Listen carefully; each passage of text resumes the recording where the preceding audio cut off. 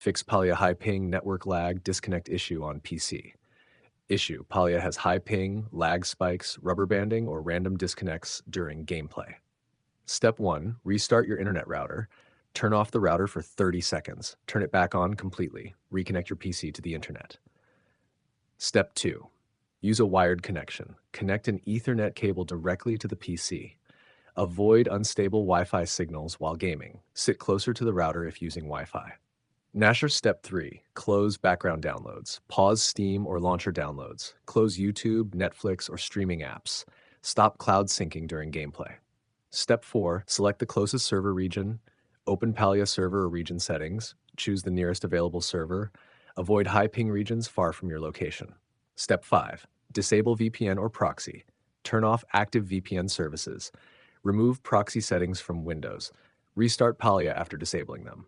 Step 6. Change DNS settings. Open Windows Network Settings. Set DNS to 8.8.8.8 and 8.8.4.4. Save changes and reconnect Internet.